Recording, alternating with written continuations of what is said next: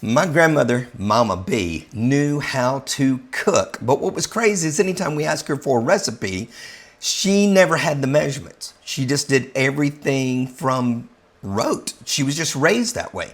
And she said, if you want to learn how to cook this, just come and watch. But it wasn't always easy because measurements are important for a lot of us. And we live our life based on measurement.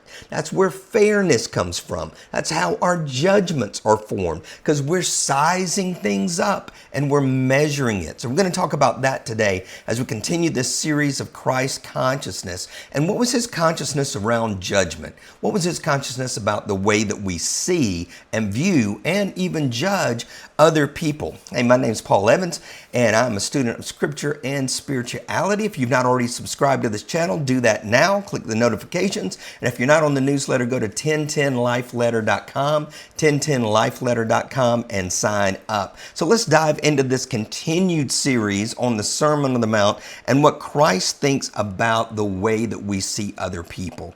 It says this in verse 1, chapter 7, "Do not judge, or you too will be judged. For in the same way you judge others, you will be judged, and with the same measure you use, it will be measured to you.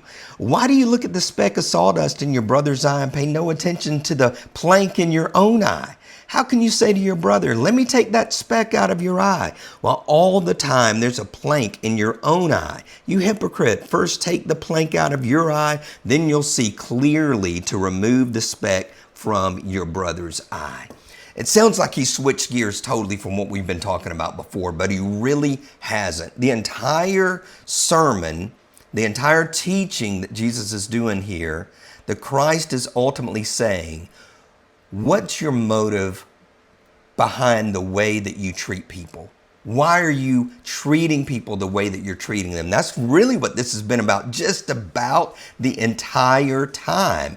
And as we saw just a couple of episodes ago, when he talked about the healthy eye and the unhealthy eye, he was talking about the way that we view life. Do we view life through a positive lens or a negative lens? And he's talking about now, how do we view people? Do we view people through this positive lens or this negative lens? Are we judging them harshly, or are we providing grace through that? And when he's talking about judgment here, he's not saying that we can't look at each other and say, you know what, you shouldn't be doing that. You shouldn't be acting that way. You shouldn't be doing that thing. And that's not it. This judgment is about is the way that we view others, the way that we value others. Are we looking at other people and we feel like we've got a right to place a value on them, significance on them, acceptance on them, instead of us all being united, instead of us all being one, instead of us all being accepting? Are we looking out and making value judgments on other people? So 4 quick things in this little section. It says, look at people through clear and healthy eyes. Look at people through clear and healthy eyes, that I'm going to look out and see the best in people instead of the worst in people. That's the consciousness that we're supposed to have, that we're supposed to see other people as creations from source and not simply, you know what, I don't like them. I don't like the way they do X, Y, and Z. I don't like this. I don't like that. And we judge them when we put them in a box. That instead we have these clear eyes, got the plank removed, and we have loving eyes and we have caring eyes, and we see everybody as valuable instead of one person as less valuable than another.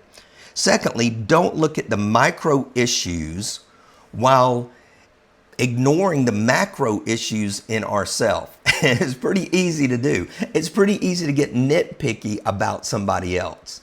That something grates us a little bit the wrong way, or something bothers us a little bit. I think that my sisters mentioned this. It might have been Dr. Phil who said this originally. I don't know. But there's something about that person I don't like about me.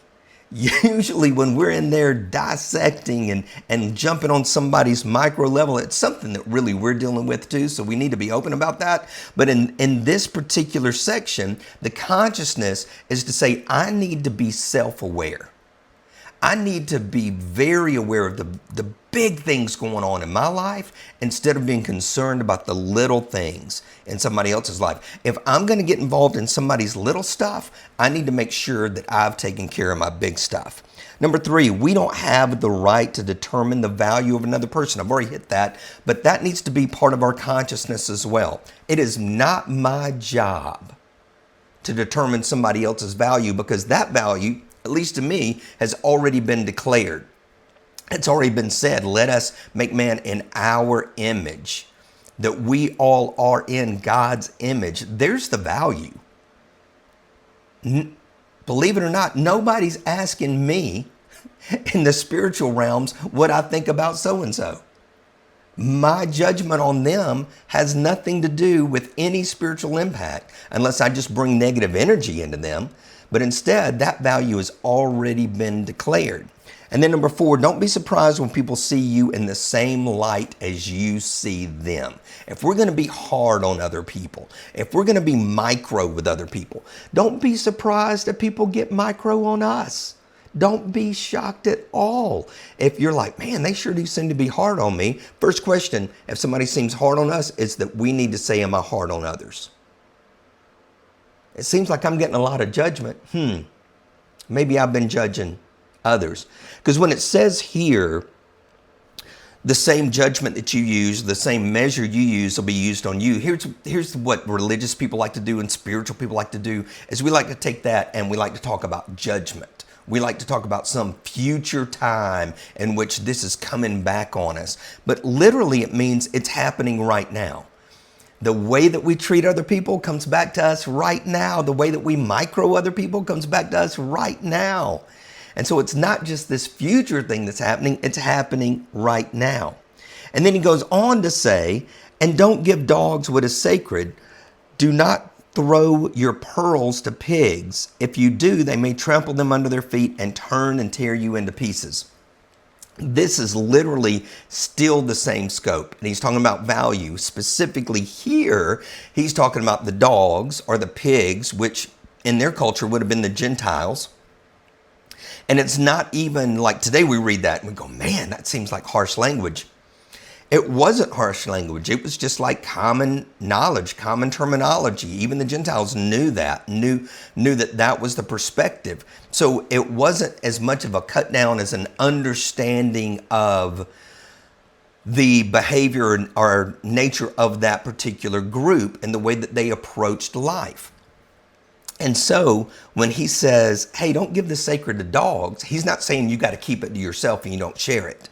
And when he says don't give the pearls to pigs, he's not saying they don't deserve it. Like this isn't a judgment call. It's a realization call that if you're looking at that group through healthy eyes, through clear eyes, through non-plank eyes, you're going to come and share with them in a way that lines up with who they are, because they didn't sign up for the sacred and they didn't sign up for the pearls. And the pearls literally means the wisdom, the sacred knowledge, the in this case, maybe the scriptural knowledge or wisdom. And you think about what we tend to do. It's one reason that people say don't discuss religion or politics, is that discussion would be okay. And we'll hit this again in a second. Discussion would be fine if it didn't include the judgment. If it didn't include, let me tell you why you're wrong. Because they didn't sign up for this, right? My friends who don't follow the same belief system did not sign up for Paul Evans showing up and condemning them, let's say, or judging them with this passage taken out of context. And it's easy to do that. It's easy to go to somebody and say, look at this text right here. It says that you're wrong and you need to change. Christ consciousness says that's not the way we approach things. The way we approach is through clear eyes, healthy eyes, loving eyes, caring eyes. And then as we discuss, we mutually listen. So some quick points on this is to think about, first, as we've already hit, see the value of other people. See people through God's lens and not my lens. And God's lens is love. Secondly, get to know people. It's a lot easier to have a discussion about some deep things and some challenging things when we've got a relationship and when we know them, right? When we know them, we know what we can and what we can't say, what they're sensitive to and what they're not sensitive to, what their background is, what their trauma is, and we come at it in a different light. And I used to be terrible at this, and I still struggle. Like, I never considered a person's background or their trauma or their struggle because I didn't necessarily have that background of trauma and struggle. So I was coming from a different place, right? And so because of that, I would say things that could be very harmful or hurtful without even realizing it. Now then, once I know somebody and they know me, we challenge each other to an unbelievable level. And if somebody heard us talking, they may say, good night. Are they even being nice to each other? We are, because we're challenging each other based on that knowledge and knowing each other. Number 3, have an open discussion, and don't get offended so much. Don't wear your beliefs so closely that you're not able to hear. Right? And I'm saying the same things to me, so that I'm not out here judging everything that they're saying right off the bat, but I'm receiving it. I'm thinking about it. I'm considering it. I'm making sure that my beam in mind, blocking my vision on this.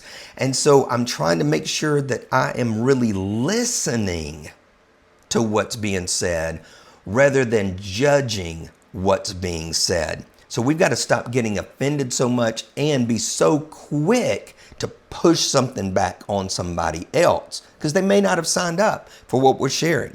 And then finally, let's operate from love, so that when we are out speaking with people with different backgrounds, different belief systems, that we're coming from that place of love, that we're coming from the place of understanding and that place of the healthy eyes, the positive vision, instead of thinking they're wrong or we're writing them off or, they don't believe what I believe, that we're going to be a lot more open. So this Christ consciousness is ultimately about the way that he looked and viewed people. And if you're familiar with the text of the Gospels at all, you see that he was very hard on religious people and very open, loving, and kind on those who were just searching. And often it's the opposite in our lives, that we seem to give religious people a pass for some reason, and we can be really hard on people that don't hold our same belief systems. Instead, let's hold those who feel like they know the most to the highest level of accountability and challenge them on love and acceptance and peace and joy, and let's live with that. And so this Christ consciousness says that I'm not in charge of somebody else's value. I am in charge of loving them. Next time, we're going to talk about what it means to ask, seek, and knock. Be blessed.